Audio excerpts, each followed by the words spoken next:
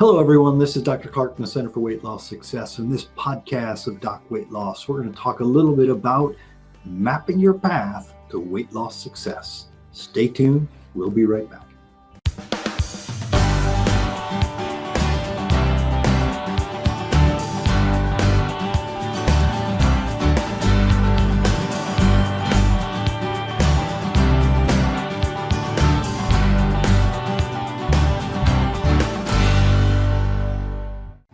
Welcome back, everyone. Again, this is Dr. Clark, and on this podcast, we're going to talk a little bit about mapping your path.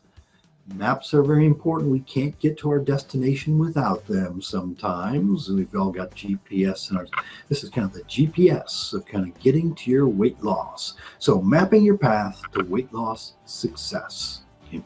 Now, just a little overview here. Weight loss obviously is never easy. So planning and goal setting are a very important part of this whole thing.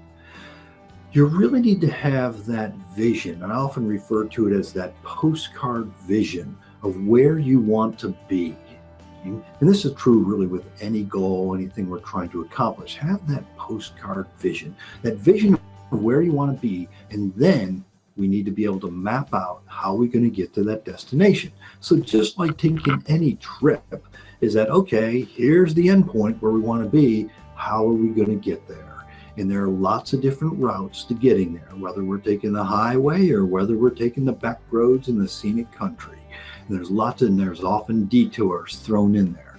So we want to start mapping out all these little behavior changes that are going to keep you on track towards your goals. Okay? As we all know, this is what we want to do. We need to, the big thing, we want to lose weight. So I'm going to have to eat healthier and I have to be more active. All right, that's easy. Those concepts are very simple. But now, how are we actually going to get there? What are the specific goals that we want, and how are we going to map out to there? So you want to then, one, review your goals, and then continuously review those plans. And then remember, we're always here to help if you're struggling. That's what we do here at the Center for Weight Loss Success. All right, so now kind of start figuring out this plan or this path. Okay, you do need to make sure you're doing this for the right reasons. Weight loss, and really any goal, should not be done for other people. You're doing this for yourself. You can't be doing it because my wife thinks I ought to do it. You can't be doing it because my doctor told me I should do it. It's like, no, this needs to be important to you. If it's not, you're not going to put your best effort into it. So the reasons really have to be important to you. And again, use very specific goals, what you want to accomplish. And then now we're going to start mapping this out. So we need to decide that what are the behaviors? What will be the behaviors you'll need to do to reach those goals? Now, I've mentioned this before, but when we're talking about behavior change, and change is hard, but when we talk about behavior change, if it's going to stick, you need to be able to answer yes. You need to address these two questions. So these two questions you need to be able to say yes to. The first is, can I do it? Yes. Is it worth it? Yes. And again, it needs to be for you, not because it's worth it to Aunt Susie or your wife or Dr. Jones. Okay. Can I do it, and is it worth it? Because if you cannot answer yes to those two questions, the behavior change will only be temporary, if any change at all. And that doesn't matter whether we're talking about, I want to get up, 5 minutes earlier in order to, soak my feet, or whatever it is. It doesn't matter what behavior change we're talking about. If we're going to change behavior, can you do it? Is it worth it? And weight loss behaviors are often very difficult changes to make. All right, so keep that in mind. I've said that a number of times. Can I do it? Is it worth it? You need to be able to answer yes to those two questions. If you can't answer yes, it's not going to work very well. All right, now kind of figuring out the plan here. So the plan then is extremely important, and planning to do this is extremely important. Sometimes we need to remodel our environment.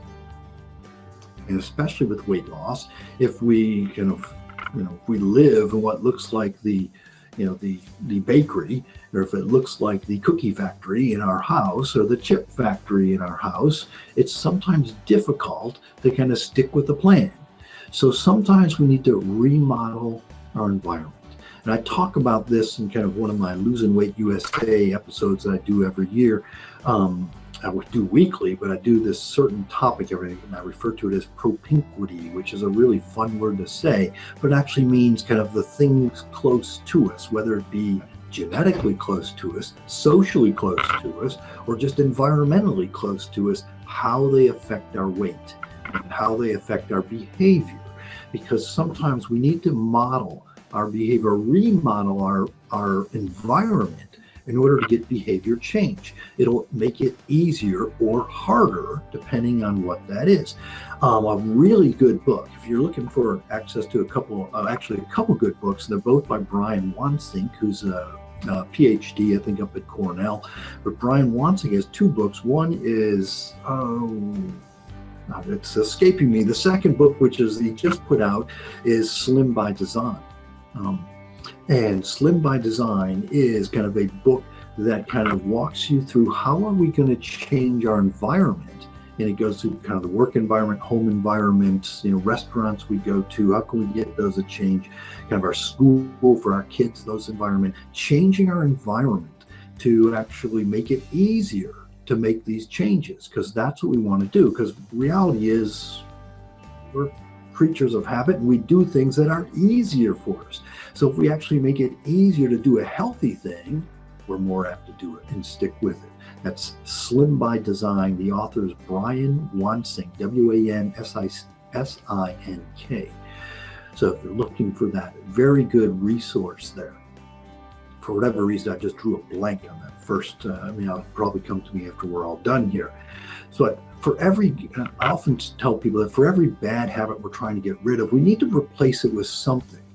There'll be a void if we just say all of a sudden, well, I'm not going to eat the donut anymore. Okay, well, if we're not going to eat the donut, what are you going to do instead if you always have to walk by the donuts?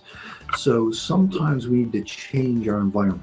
It's, literally sometimes we have to quit driving by the donut shop in order to do that. But sometimes that's also easier said than done, because that's how we get to work. And it's not necessarily easier to change that. Now, you do have to kind of accept that there are some parts of our environment that we can't change, and therefore we need to work with that. Okay? Believing in yourself is key here. Is that, yes, I can do it. Again, goes back, can I do it? Is it worth it? So believing in yourself is very key. And don't expect to be perfect. We're not perfect machines. If it was, this would be easy. We just say, okay, we'd set ourselves up, we're going to do this each day, and we'd be this machine that goes through this routine. It doesn't work that way. We're not going to be perfect. We fall off the wagon, but just realize that we're going to do the best we can. And that's all you can do, is do the best you can. Now, as we're working on this plan, we're going through this plan, we need to also track our progress. And for weight loss, that means you need to step on the scale. Okay, so you have to step on the scale. A lot of people are like, well, I'm going to, see how my clothes fit me and how I feel and things like that. I might pinch an inch, whatever it is. And stepping on the scale is the best monitor there. So step on the scale. Now, the best time to step on the scale is early in the morning. So what I encourage people to do is get up in the morning and getting ready to take a shower, step on the scale. And going to do it, you're naked. That's your most accurate weight of the day. Typically, it's your best weight of the day. So if you weigh yourself later in the day, typically you may find, hey, my weight's actually going up a little bit. Because as we go through our day, we typically do retain water. And that's a normal thing to happen. We typically have our best weight usually early in the morning. So I often encourage people, one, weigh yourself routinely. But number two is, if you didn't weigh yourself in the morning, don't bother. There's certainly no sense in weighing yourself multiple times through the day. That makes no sense at all. So, but weigh yourself routinely. I think getting in the habit of weighing almost daily is a good idea. Certainly with our surgical patients, or if your weight tends to change very quickly, if you just say, well, I'm going to weigh myself once a week. Well, it's actually really easy to get way off track in a week's period of time. So weighing yourself routinely, whether it be every day, every other day, but just make that kind of part of your morning routine. Step on the scale. Okay? Don't skip breakfast. So for tracking our progress, these are some simple things I really like people to work on. Don't skip breakfast. A good protein source for breakfast. So this is a good time to potentially use that protein shake. Get that 20 to 30 grams of protein in the morning. You want it to be a fairly low carbohydrate breakfast. Exercise. Exercise, obviously a very important part of a weight loss plan, but really a health plan. And you should exercise at least 4 times a week. When we look at kind of the most common behaviors that successful weight loss people do, these are what they do. They weigh themselves routinely. They don't skip breakfast. They're exercising at least 4 days a week. And I encourage people to do some weight training. And they journal routinely. Now, that doesn't necessarily mean they journal every single day, but they typically are going to journal at least 3 to 4 days a month. If you're just getting started, I would encourage you to start journaling every day, to get in the habit of what you should be doing. And journal everything that crosses your lips, that's liquid and solid, as well as your activity. Okay? And then finally, kind of those really successful people also tend to get quality sleep. The most successful people generally, on average, get about 7 hours of quality sleep a night. So again, things you want to strive for. The most successful people do these things. Weigh themselves routinely, don't skip breakfast, exercise at least 4 days a week, journal at least 3 to 4 days a month, and then get quality sleep. Again, we're not perfect. So because we're not perfect, we just have to realize occasionally we're going to fall off the wagon. We just have to get up and get back on track, get back on that horse, back on track, whatever you want to say. So in summary here, kind of mapping your weight loss journey requires as much mental effort as it does physical effort. But it's really important to do this and sit down and take the time to kind of map this out. Don't compare yourself to others. You're not Mrs. Jones, you're not your neighbor, you're not your best friend, you're not your mother, you're not your brother. So you are you. And so you need to compare yourself to you, and that's really it. Consistent hard work and repetition of this, you're going to work your way toward your goals. So you are going to get the accomplishment there. And again, if you're struggling, give us a yell here at the Center for Weight Loss Success. All right, now just some final tips for success as we kind of wind this podcast down. The tips for success: set achievable goals. Okay, that kind of makes sense. If you're going to say, I want to be the weight I was when I was 18, well, that may not really be feasible. So set achievable goals. Journal. Again, the best tool that we have to figure out problem areas. If we don't write it down, it makes it much harder to figure out where the problems are. Planning. You can't get around it. We all have this goal. We need to plan how to get there. But also make sure your plans are something you can live with. So they need to be plans that work for you, not for Aunt Susie, or not for your boss, or not for anybody else. Plans that work for you. So, can you do it? Is it worth it? You need to answer yes to those 2 questions. Realize we can't make more time.